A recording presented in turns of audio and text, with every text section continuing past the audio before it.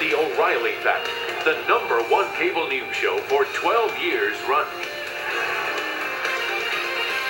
Thanks for staying with us. I'm Bill O'Reilly in the Weekdays at Bernie segment tonight. As we told you in the Talking Points memo, 30-year-old Sandra Fluke, a liberal activist who is now in the center of the campaign to re-elect Barack Obama. Here's what Ms. Fluke said today on The View about people who have personally attacked her.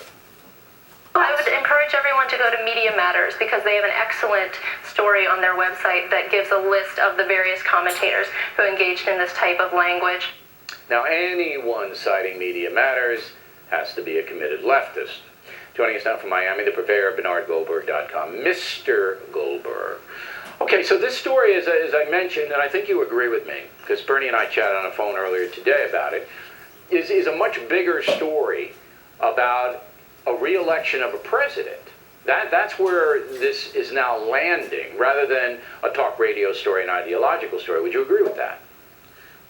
Unfortunately, I agree 100% with that. And the reason I say unfortunately is because all the attention is now focused on the comments that Rush made and whether the apology is real or not and what the long-term effects of what he said will be. And to some extent, that's all legitimate. I have no problem with that. But it's distracted us from another set of questions. One, here's a woman who is smart enough to get into Georgetown Law. She's smart enough to get into that school. She's smart enough to get it.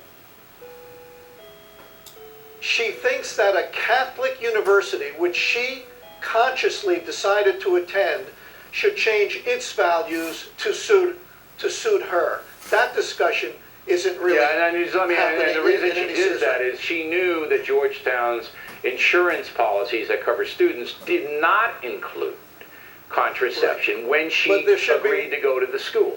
There should be more of a discussion about that.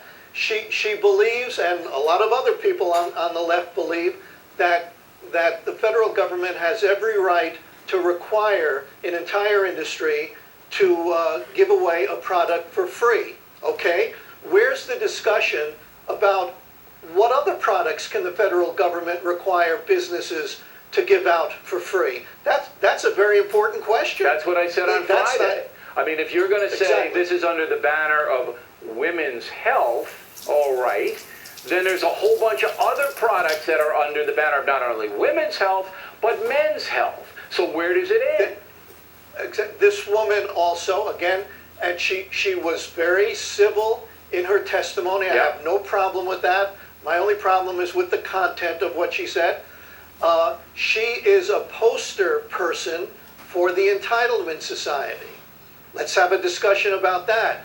But because of what happened on this radio program, our attention and the media's attention is focused on that, understandably, and not on these other issues that are at least as important as what a radio talk show host said in a manner that he should have never said it. Let me put this forth. I believe that the media that wants to re-elect Barack Obama doesn't want to talk about what you're talking about and what I'm talking about. So they're never going to do it, because that brings it back to a subject that was not working for the president. So they're going to ignore the big picture, what I said here, what you're saying. Not going to cover it, okay? They're going to concentrate on demonizing, all right, the conservative guys who are going after Ms. Fluke, which was not smart to do. So they're going to make that the story and try to, as someone said earlier in the program, I think it was Mary Catherine Ham, try to link them with the Republican Party. See? So this is what the media now does in this country. It absolutely knows, as Bernie and I know, what the big story is here.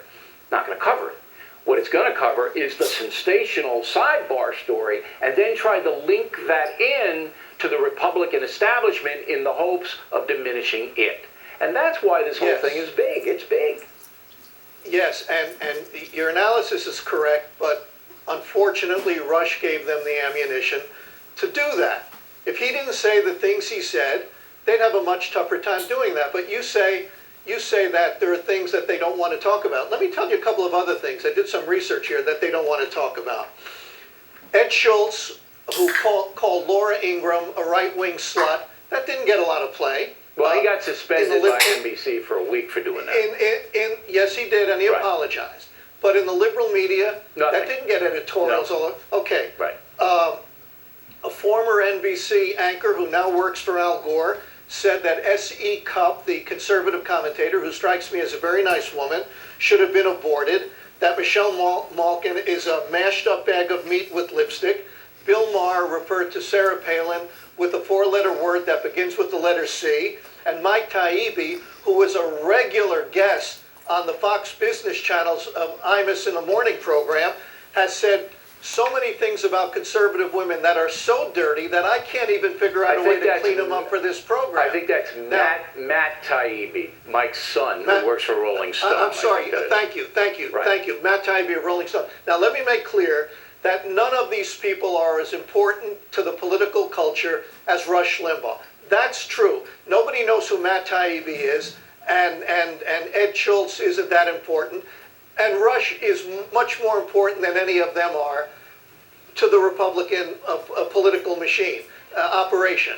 But we would take a lot more seriously the concern over what Rush said if the liberal media had shown just a little outrage over all fairness. the misogyny, the misogyny aimed at conservative Good women. point, Bernie. That's why we have you on the air. Reality check on deck. More problems for the Chevy Volt. Big Green project, as you know.